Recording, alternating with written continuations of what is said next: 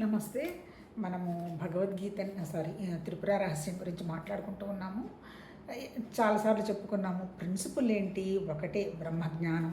అంటే ఏంటి? ఎవరో ఒక మనిషి కూర్చొని సృష్టి క్రియేట్ చేశాడు అనే దానికంటే కూడా ఒక జ్ఞానము, అది సర్వత్రా వ్యాపించినటువంటి జ్ఞానం. ఆ వ్యాపించడాన్నే బ్రహ్మ అన్నారు, బ్రాహ్మణ్ అన్నారు. అదే అంటే ఏంటి? మన జ్ఞానం కూడా లిమిటేషన్ దాటితే, నాది అనేటువంటి శరీర భావం దాటితే, నేను అనేటువంటి జ్ఞానం ఇంకా దాటితే అదే బ్రహ్మజ్ఞానం. అంటే వాళ్ళ మహా ఋషులు మనకు చెప్పింది ఏంది? ఒక్కటే ఒక్కటే ఒక్కటే అంటే అర్థం ఏంటి? అవ్యక్తంగా ఉన్నటువంటి జ్ఞానం ఒకటే, దాన్ని బేస్ చేసుకొని క్రియేట్ అయినటువంటి సృష్టి ఒకటే. అంటే ఏంటి? ఈ సృష్టి రావడానికి కారణం ఆ జ్ఞానమే. కాబట్టి అవ్యక్తంగా ఉన్నది, వ్యక్తమైనది అంతా పరమాత్మతత్వంలో భాగమే జ్ఞానం అనే చెప్పటం జరిగింది. అదైతే ప్రిన్సిపల్. కాకపోతే నిజం చెప్పాలంటే ఏంటి? ఇప్పుడు మనకి ఉపనిషత్తుల సారమైన వేదాలైన, ఆ తర్వాత ఆ బ్రహ్మసూత్రాలు, భగవద్గీత, ఆ తర్వాత ఈ త్రిపుర రహస్యం, ఆ తర్వాత వేదాంత పంచదశి, ఆ మహానుభావులు చెప్పిందంతా కూడా నిజంగా చెప్పింది, ఎక్కువ చెప్పిందంతా జీవత్వానికే. జీవత్వం నేను జీవత్వం కాదు, నా దగ్గరే సర్వత్వమైన వ్యాపించినటువంటి వండర్ఫుల్ జ్ఞానం ఉంది. దాన్ని నేను ఎందుకు కనుక్కోలేకపోతున్నాను, దాన్ని నేను ఎలా డిస్కవరీ చెయ్యాలి, మెథడ్స్ ఏంటి అని ఆ మహానుభావులు నిజం చెప్పాలంటే చెప్పడం జరిగింది. ఎందుకంటే అవ్యక్తంగా ఉన్నటువంటి నిరాకారమైనటువంటి జ్ఞానం మనకు కనపడదు. కాకపోతే అది ఉన్నదనేటువంటి విషయం కొద్దో గొప్ప మనందరికీ అనుభవానికి వస్తూనే ఉంటుంది. అంతే కదా? మనం అనుకున్నవేవి జరగవు, అనుకోనివన్నీ కొన్ని జరుగుతాయి. తర్వాత అల్టిమేట్గా తర్వాత ఏం జరిగినా అంత మన మంచికేనా అనేటువంటి ఒక అవగాహన వస్తుంది. తర్వాత క్షణం ప్రకృతి అంతా మారిపోతుంది. కాకపోతే లోపల ఉన్నటువంటి మన మనసు కానీ జ్ఞానం కానీ అవేమి పెద్ద వాటిలో చేంజ్ ఉన్నట్టు మనకు తెలియదు. ఎందుకు? అవి నిరాకారం. ఎట్లా మనకి మారతాయి? ఓన్లీ మారేదంతా ఆకారాలే మారతాయి. అది ప్రకృతి. మారకుండా ఉండేదంతా నిరాకారం. దానికే భగవద్గీతలో కూడా ఆత్మ అనాత్మ జ్ఞానం అన్నాడు. మరి ఎట్లా నేను ఆత్మజ్ఞానం పొందాలి అంటే, ఆత్మజ్ఞానం పొందడానికి నువ్వు చేయాల్సింది ఏమీ లేదు, అనాత్మ జ్ఞానాన్ని ఎలా పోగొట్టుకోవాలో నువ్వు గుర్తించుకో అన్నాడు. అంటే ఏంటి? 99 విశేషాలు. పోగొట్టుకోవడం అంటే వాటిని వదిలేసి పొమ్మని కాదు, వాటికి పెద్దగా విలువ ఇవ్వాలనేటువంటి విషయం నీకు అవగాహనకు వస్తే నీ దగ్గర ఉన్నటువంటి పరిపూర్ణమైనటువంటి జ్ఞానస్థితి నీకు తెలుస్తుంది అని ఆ మహానుభావులు చెప్పటం జరిగింది. ఇప్పుడు మనం చదువుకుంటున్న పుస్తకంలో కూడా ప్రిన్సిపల్స్ ఏమే. కాకపోతే ఇంకా ఇది ఎంత వండర్ఫుల్ అంటే, భగవద్గీతలో అంటే ఏం చెప్పాడు? అంతా నా నుంచే వచ్చింది. ఏంటి? పంచభూతాలు, మనసు, బుద్ధి, అహంకారం, నీ దగ్గర ఉన్నటువంటి జీవ చైతన్యం, కంటికి కనపడుతున్న చెట్టు పుట్ట, ఆ తర్వాత నీళ్లు, నదులు, గంగా నది అన్నీ నా నుంచే వచ్చాయి అని అన్నాడు. అన్న తర్వాత అసలు ప్రకృతి ఎట్లా మళ్ళీ సృష్టి ప్రాసెస్లో అనే దానికి ఇంకా డీటెయిల్డ్గా చెప్తున్నాడు ఈ పుస్తకంలో. అంటే ఎంత అంటే పదాలు మారాయి తప్ప కాన్సెప్ట్ అదే. ఇప్పుడు మనం ఏం మాట్లాడుకుంటున్నాము? 14వ చాప్టర్ వచ్చి భావశుద్ధి గురించి మాట్లాడుకుంటున్నాం. ఇక్కడ ఏంటి? ఇక్కడ స్టోరీ ఎలా సృష్టించాడు? ఒక మునికుమారుడు వాళ్ళ కొడుకు కొండ లోపలే ఒక రాజ్యాన్ని సృష్టించిన తర్వాత ఇంకొక రాజు వాళ్ళు ఏదో అశ్వమేధ యాగం చేస్తూ ఆ గుర్రాన్ని తీసుకెళ్ళి లోపల పడేసిన తర్వాత దాన్ని విడిపించడానికి మహాసేనుడు అనేటువంటి ఒక తమ్ముడు వస్తాడు. రాజు వచ్చిన తర్వాత ఆయనకు తీసుకెళ్ళి లోపల రాజ్యం అంతా చూపిస్తాడు. బయటకు వచ్చేటప్పటికి 124 వేల కోట్ల సంవత్సరాలు జరిగిపోతాయి. అంతా మారిపోతుంది. అప్పుడు చెప్పటం మొదలుపెట్టాడు. ఆ భగవతత్వంలో జరిగినటువంటి ఒక్క భావం వల్ల సృష్టి ఇలా కనపడుతుంది, నా భావం వల్ల నీకు లోపల కనపడుతున్నది. నీకు కూడా నీ భావాలను నువ్వు కనుక మార్చుకుంటే వండర్ఫుల్గా నువ్వు అంటే ఏంటి? నువ్వు కూడా ఏం కావాలంటే అది చేస్తావు. కాకపోతే నువ్వేం పెట్టుకున్నావు? పాజిటివ్ నెగటివ్ అనేటువంటి లిమిటేషన్స్ పెట్టుకున్నావు. అందుకని నువ్వు ఏం చేయదలుచుకున్నా నువ్వు నెగటివ్ ఆలోచించకు, అంటే వికల్పాలు చేయకు, సంకల్పాలు పెట్టుకొని మొత్తం మీద భావాల గురించి చెప్పటం జరిగింది. ఆ తర్వాత ఏంటి? ఇంకా అసలు ఈ భావాలు చెప్పకపోయే ముందర సృష్టికి సంబంధించింది ఏంటి అని అడుగుతాడు. దానికేంటి? నిరాకారమైనటువంటి పరతత్వం, చైతన్యం, జ్ఞానం, అందులో నుంచి శివతత్వం అంటే ఏంటి? ఒక సృష్టి శివతత్వం అంటే ఇదంతా నా అంశేను, అంటే ఆ జ్ఞానమేను. ఈ శివతత్వం మళ్ళీ శక్తితత్వం, తర్వాత సదాశివతత్వం, మళ్ళీ ఈశ్వరతత్వం. నిన్న మనం మాట్లాడుకున్నాము 5 తత్వాలు. 5 కూడా మళ్ళీ ఇవన్నీ శుద్ధతత్వాలే.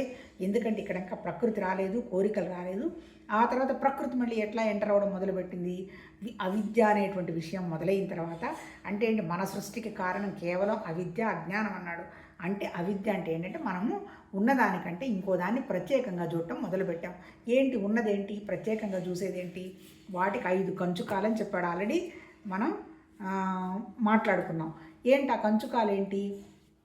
కంచుకాలంటే ఏంటి? మన ప్రకృతికి సంబంధించిన కంచుకాలు ఏం చెప్పాడు? ప్రకృతి పురుషుడు అంటే ఏంటి? ఆ భగవతత్వం తయారు చేసుకున్నటువంటి జ్ఞానం తయారు చేసుకున్నటువంటి ఈ కంచుకాలు 5 వల్ల లిమిట్ అయిపోయినాము అంటాడు.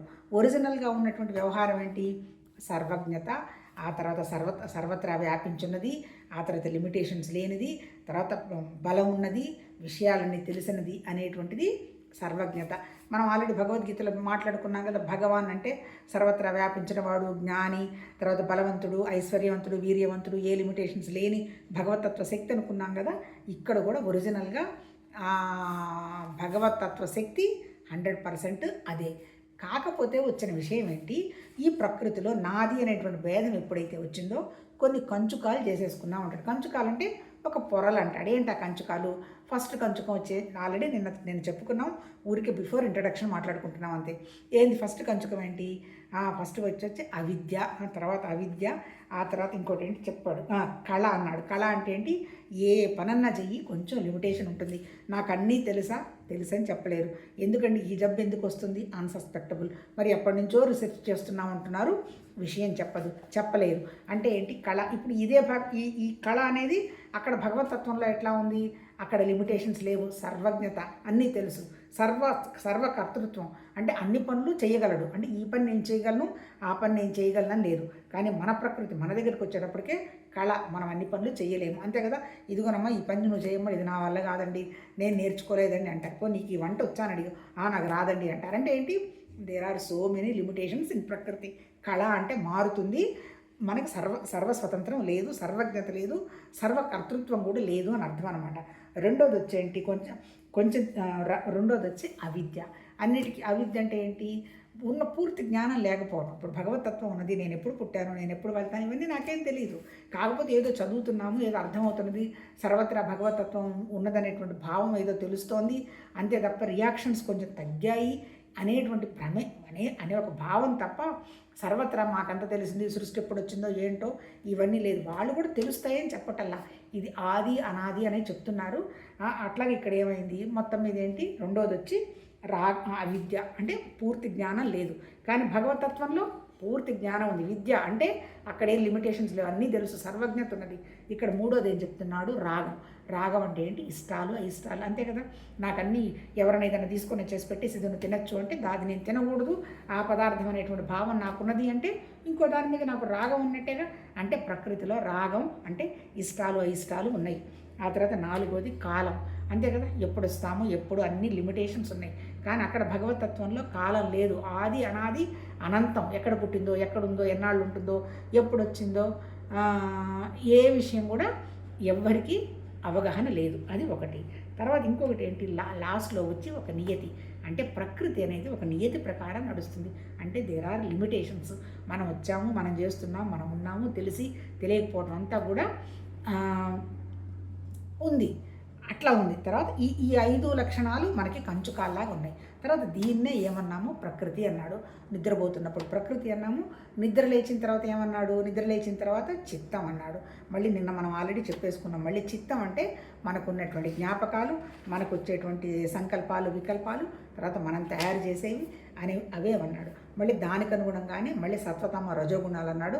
సత్వానికి ఏమో 5 జ్ఞానేంద్రియాలు, రజోకి 5 కర్మేంద్రియాలు, తమోకి వచ్చేమో శబ్దస్పర్శ రూప రసగంధం నిన్నంతా డీటెయిల్గా చెప్పుకున్నాము. ఆ తర్వాత దాని తర్వాత నెక్స్ట్ కొంచెం చూద్దాం.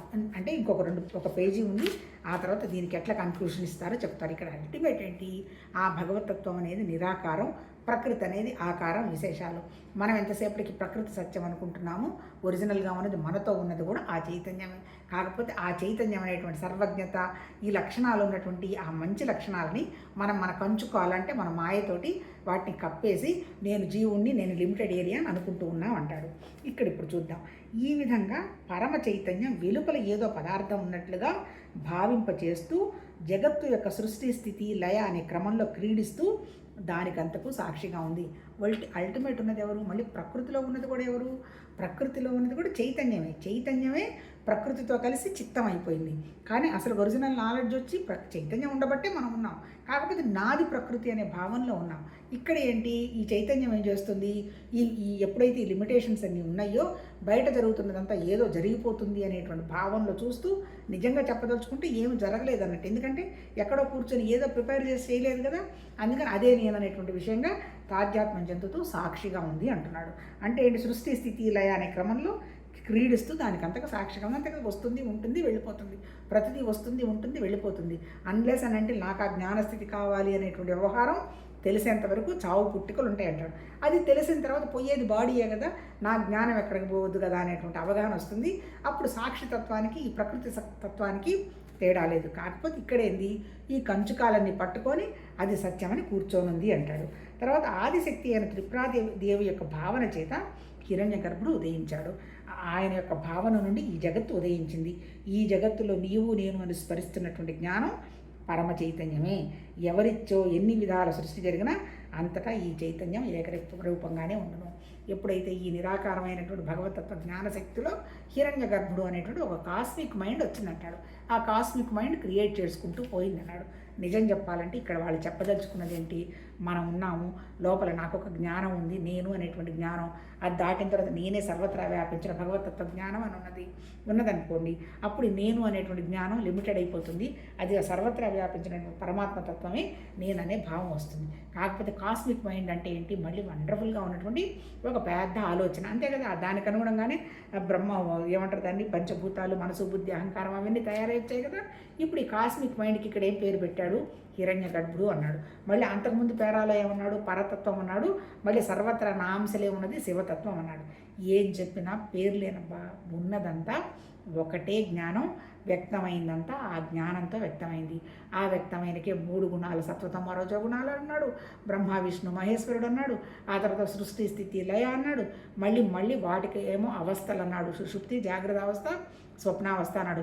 బాగా సుషుప్తిగా నిద్రపోతున్నప్పుడు ప్రకృతి, నిద్రలేచిన తర్వాత జాగ్రత్త అవస్థ అన్నాడు. మళ్ళీ వీటికే మళ్ళీ కోశాలు అన్నాడు. అన్నమయ కోసం, ప్రాణమయ కోసం, మనోమయ కోసం, విజ్ఞానమయ కోసం అన్నాడు. మళ్ళీ కోశం అంటే ఒక వర.